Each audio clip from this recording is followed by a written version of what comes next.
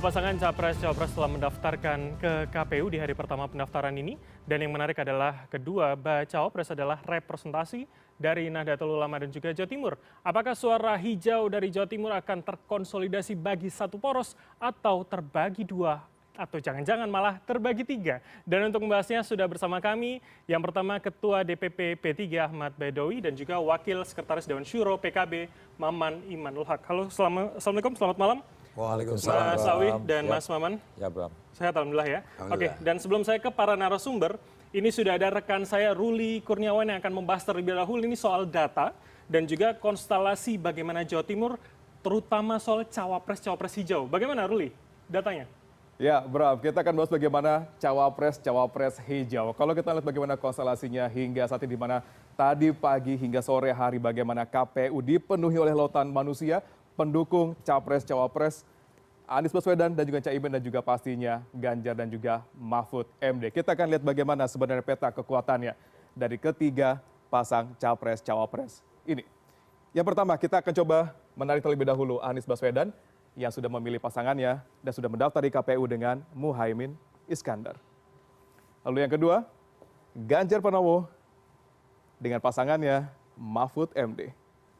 Dan yang ketiga, Prabowo Subianto yang hingga saat ini masih kita bertanyakan kira-kira siapa nanti pendampingnya Prabowo Subianto. Kalau tadi Prabowo mengatakan bahwa ojo ke susu, jangan terburu-buru dulu. Nanti juga pasti akan disampaikan siapa sebenarnya yang akan bersandingkan bersama dengan Prabowo Subianto. Kita melihat bagaimana peta kekuatannya. Anies Baswedan juga Muhaimin Iskandar. Kalau kita sama-sama, Muhaimin Iskandar bisa dikatakan memiliki DNA NU di dalamnya. Ketum dari PKB dan juga sosok yang sangat kental dengan Nahdlatul Ulama. Ganjar Pranowo memilih Mahfud MD dan sudah mendaftar di KPU sore siang hari ini. Mahfud MD juga dikenal sebagai sosok yang mungkin pernah dikatakan Mahfud MD memiliki DNA NU bahkan sebelum dia lahir. Bahkan masa mudanya Mahfud MD pernah menjadi bagian dari LBH NU dan juga bagian dari Ansor NU di Yogyakarta. Lalu bagaimana dengan cawapres yang akan dipilih oleh Prabowo Subianto? Apakah juga akan memiliki background atau latar belakang hijau seperti kedua orang cawapres yang sudah mendaftar di KPU dari pagi hingga sore hari ini? Kita akan coba lihat sama-sama kira-kira siapakah sosok yang bisa dikatakan cukup untuk disandingkan dengan Prabowo Subianto. Saya akan mengkerucutkan ketiga nama dari banyak nama di sini yang coba sudah dari awal dipasang-pasangkan dengan Prabowo Subianto. Tiga nama kita akan pilih. Yang pertama, Prabowo Subianto bila dipasangkan dengan yang sangat kental hijaunya, ada Khofifah Indar Parawansa. Gubernur Jawa Timur kental dengan DNA dari NU, bahkan menjadi ketua umum dari PP Muslimat NU. Memiliki basis luar biasa kuat di Jawa Timur. Lalu yang kedua, Prabowo Subianto juga dipasang-pasangkan kuat nama Erick Thohir di sini. Erick Thohir mungkin banyak mengatakan bahwa seorang naturalisasi NU. Erick Thohir juga dikenal banyak sowan ke kiai-kiai Nahdlatul Ulama. Erick Thohir juga menjadi ketua pada Harlah ke-100 Nahdlatul Ulama dan menjadi anggota dari Banser NU. Cukup kuat juga sebenarnya kedekatan Erick Thohir dengan Nahdliyin. Lalu kira-kira dari dua nama calon yang bisa disandingkan dengan Prabowo Subianto, ada satu nama lagi, Gibran Rakabuming. Di sini tidak memiliki DNA atau background dengan NU, namun namanya santer dikaitkan atau dipasangkan dengan Prabowo Subianto. Kita lihat kira-kira sekuat apa dan bagaimana elektabilitas Prabowo bila disandingkan dengan ketiga orang nama calon wakil presiden ini. Kita coba yang pertama, Prabowo dengan Khofifah Indar Parawansa. Lembaga Survei Indonesia hari ini merilis survei yang sudah dilakukannya pada tanggal 2 hingga 8 Oktober 2023 apabila Prabowo disandingkan dengan ketiga nama calon wakil presiden ini. Yang pertama, Prabowo Subianto disandingkan dengan Khofifah Indar Parawansa. Ternyata menurut survei dari LSI, pasangan Prabowo dengan Khofifah bisa mencapai elektabilitas 36,3%. Lalu bagaimana dengan Prabowo bila disandingkan dengan Erick Thohir? Baik. Dengan Erick Thohir, ternyata menurut LSI, elektabilitas Prabowo dengan Erick Thohir bisa mencapai 38,0%.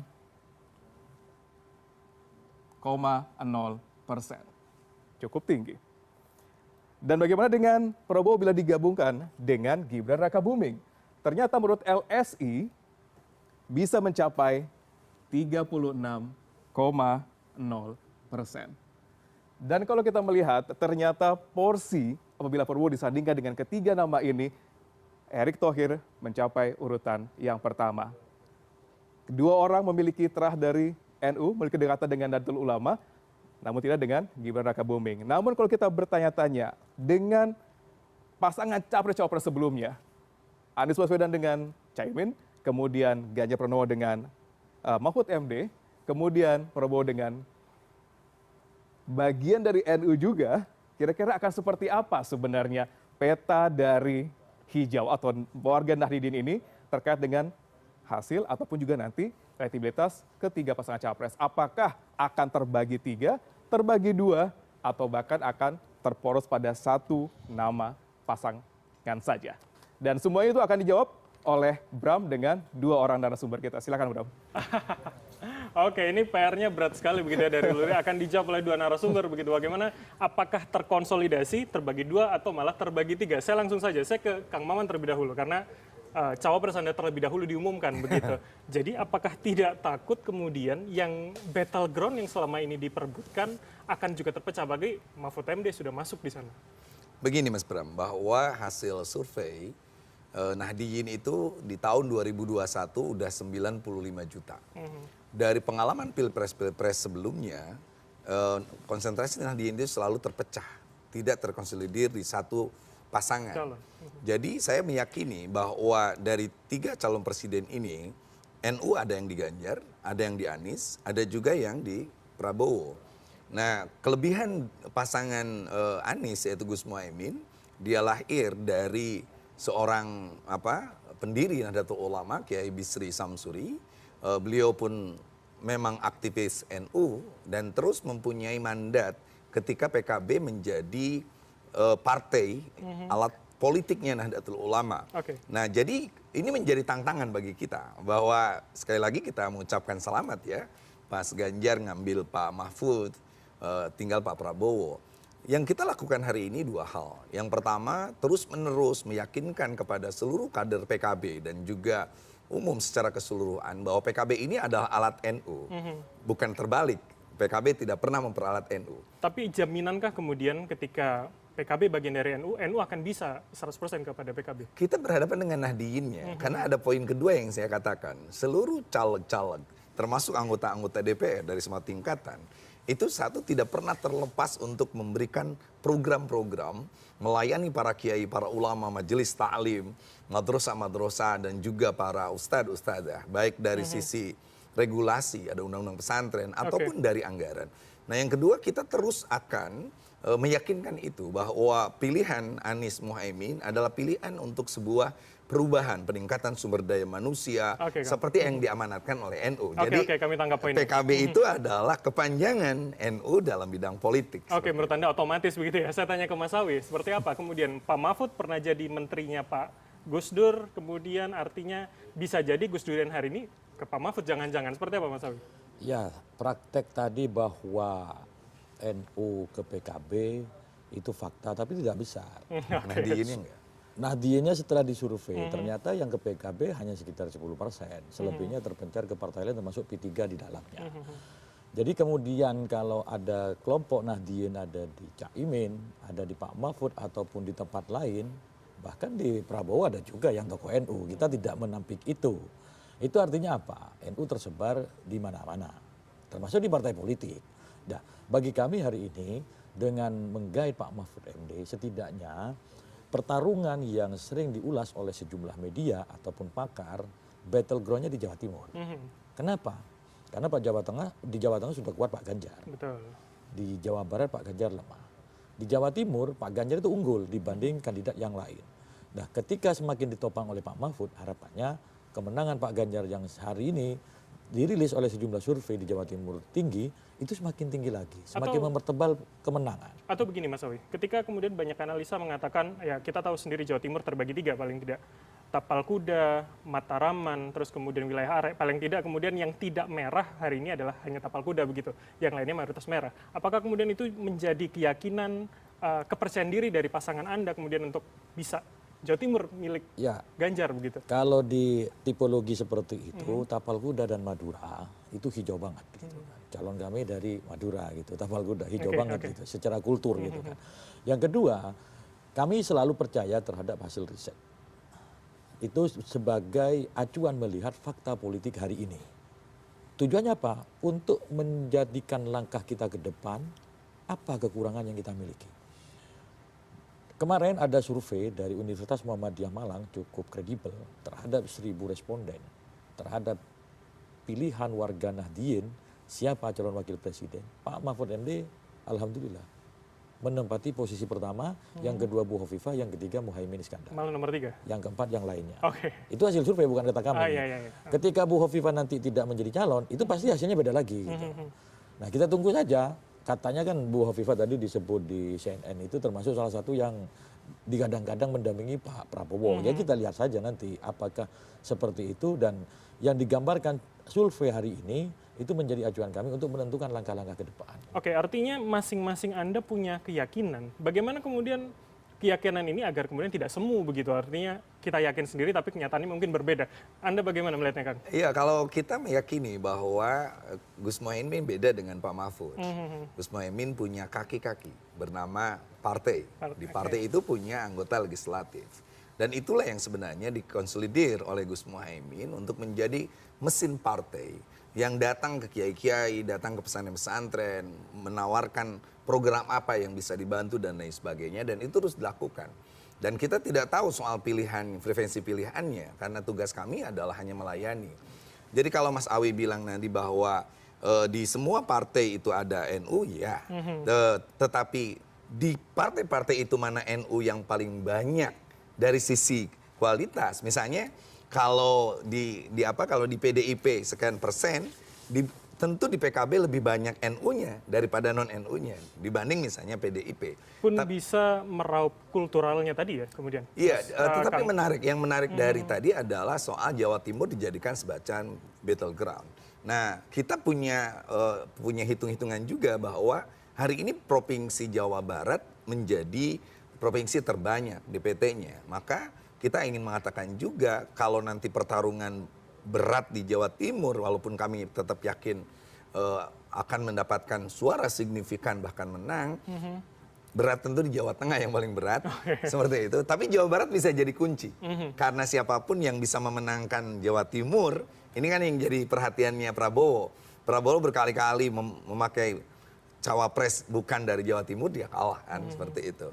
Nah, kita kekuatan itu akhirnya dipakai untuk strategi apa yang kita pakai. Saya barusan habis rapat soal itu, sehingga tawaran-tawaran menarik yang akan kita lakukan, melakukan edukasi tengah masyarakat, termasuk juga datang di TPS-TPS, dijaga oleh beberapa pendukung kita, itu menjadi salah satu pilihan. Kang, berarti maksud Anda misalkan Jawa Barat itu bisa menjadi alternatif begitu untuk pasangan Anda ketika Jawa Timur jangan-jangan tidak sekuat prediksi di awal begitu? Iya, tetapi bahwa PKB sebagai mesin itu pasti akan memperkuat di Jawa Timur.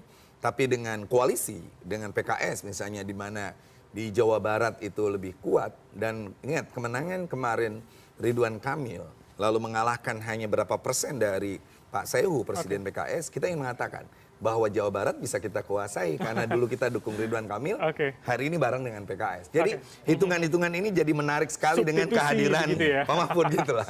Oke, baik, saya ke Mas Abe. Kalau kemudian tadi Kang Maman sudah menyebut nama Prabowo Subianto, hari ini kita masih membaca, apalagi kemudian kalau nama Khofifah masuk dalam bursa, paling tidak ya dia punya mesin politik, dia gubernur, ketua Muslimat NU. Anda tidak khawatir begitu ini akan mulai tergerogoti begitu?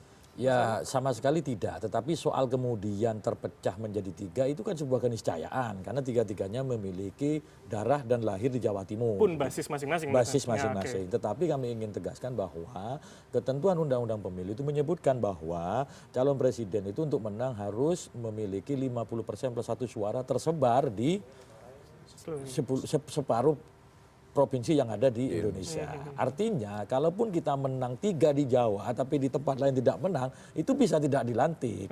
Nah, maka kemudian... Oh, ini sama ya hitung-hitungannya? Iya, pasti. Soal kemudian Jawa Timur, karena pemilih terbesar kedua. Kan kita punya basis di situ, sayang kalau tidak dimaksimalkan. Apalagi tadi Bram cepat menyebut basis Gus Durian. Yang mana kita tahu Pak Mahfud dulu diorbitkan ketika nasional di zaman Gus Dur.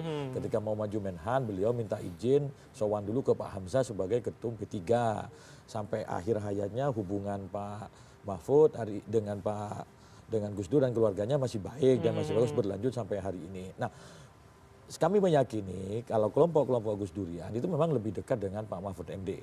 Apakah kemudian itu menjadi konversi suara? Kita lihat di tanggal 14 Februari karena kita nggak bisa memprediksi sekarang. Yang kita lihat ini baru meraba-raba gitu kan, baru melihat ibaratnya kalau perkiraan itu perkiraan cuaca kita. Apakah besok hujan belum tentu, tapi kira-kira ada tanda-tanda mau hujan sudah bisa dilihat gitu kan. Tapi kan sudah mengarah ke sana Mas Awi. Ya kira-kira begitulah karena Bram tadi yang sudah membaca gitu kan. Kalau Bram kan pengetahuannya lebih kuat dari kami lah, lebih jauh menjangkaunya. Wah, kan dapilnya Mas Jawa Timur. Oke, saya ingin beranjak kemudian pada soal pendaftaran. Ini yang menarik adalah biasanya atau 2019 itu last minute, bahkan berganti pasangan di last minute. Kenapa di awal? Apa yang terjadi? Apa yang kemudian capres Anda Mas Anies katakan maaf untuk orang-orang yang pesimistis. Siapa yang dituju? Apa jangan-jangan ini pengukuhan bahwa ya harus begini begitu? Jadi gini Mas Bram, kami jujur aja terharu dan bahagia ya ketika dua pasangan kami dari sejak malam kita ngadakan wirid, lalu doa bersama, lalu sungkem pagi-pagi, lalu silaturahmi ke partai-partai pengusung itu karena dalam bahasa Nabi Muhammad itu malam yuskrin nas, lam yuskrillah. Orang yang tidak pandai berterima kasih kepada partai-partai pengusung, dia tidak bersyukur pada Allah. Itu kan sebenarnya jelas. Nah, lalu dalam pidatonya Bang Surya di Nasdem Tower itu mengatakan kita sudah niat teguh mengusung pasangan ini Anies Mohaimin ini untuk sebuah perubahan di Indonesia. Ada orang yang pesimis, ada orang yang mencoba menghalangi dan lain sebagainya. Kang, maksudnya? Tentu publik sudah tahu, termasuk di medsos. Nah, saya baru konfirmasi kan. Saya baru tanya Mas Awi itu yang di medsos itu siapa? Si Anu kan. Oh baru tahu malah. Sepesimis itukah? Alfatnya kok mirip punya teman gitu kan? Oh gitu. Atau jangan-jangan pasangan Anda alasannya mirip begitu? Takut ada sesuatu. Kalau jadi saya daftar duluan. punya alasan kedua. Jadi di kiai-kiai yang mendukung kita ada sekitar 60 kiai tadi malam di Mas Anies, lalu ada beberapa puluh kiai besar di Wican, itu melihat bahwa huruf Bismillahirrahmanirrahim itu 19. Maka hari ini tanggal 19 kita cocok. Bismillah untuk menjadikan ini pendaftaran yang terbaik. Oke. Nah yang kedua saya menariknya justru ketika Ibu Mega memilih hari ini juga itu udah jelas tuh bahwa inilah dua pasang yang akan menjaga konstitusi, yang akan menjaga demokrasi dari politik dinasti, yang akan menjaga nalar kewarasan bernegara istilah Mas Anies. Oke, saya tanyakan ke Mas Awi kalau begitu. Artinya dengan narasi yang disebutkan Kang Maman tadi mengambil jarak yang jelas, mengambil posisi yang jelas berseberangan dengan seorang Joko Widodo. Belum ada Indonesia, tapi kemudian cawapres dari Pak Ganjar sudah diumumkan, sudah didaftarkan. Begitukah kemudian? Kan seperti yang disampaikan oleh Pak Jokowi, bahwa urusan capres-mencapreskan itu urusannya partai politik, bukan urusan presiden. Ya, maka kemudian ketua-ketua partai bersepakat bahwa karena pasangan sudah jelas, ya sudah deklarasikan dan daftarkan di hari pertama menunjukkan bahwa kita siap ikut pemilu dengan konsekuensi apapun, dengan segala tantangan seperti apapun. Yang kedua, kenapa berbeda tidak di last minute? Karena ini tidak ada incumbent.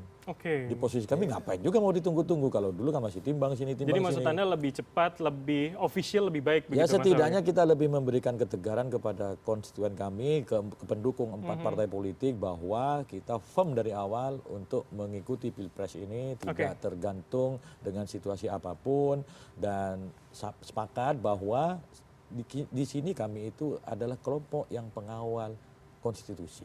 Pak Mahfud MD, mantan Ketua MK, saat beliau menjadi Ketua MK, memutuskan penetapan caleg terpilih berdasarkan suara terbanyak. Artinya kan kami publik akhirnya mengartikan ini posisi yang jelas begitu. Artinya Iya, beliau, dua pasang ini di sisi... Ya, kembali soal Pak Mahfud, itu beliau pengawal konstitusi. Mungkin di tempat lain ada pihak yang menyiasati konstitusi. Pihak lainnya? Ya nggak tahu Tadi saya saya tanya gitu Kang kan. Maman, dituju tidak dijawab. Sekarang saya tanya. Ya nggak tahu kan, barangkali kan begitu.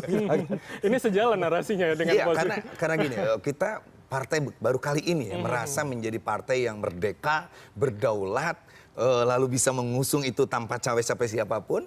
Sehingga dari... Oke, berarti pertanyaannya menghindari cawe-cawe kah untuk kemudian di hari pertama? Bukan soal itu juga. Tapi itu bagian bahwa dari pertimbangan.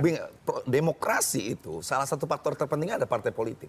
Kalau partai politik sudah berdaulat seperti sekarang, diberi contoh oleh partai besar seperti PDIP, dan kami adalah partai yang selama ini belajar bahwa demokrasi adalah memperkuat partai politik, maka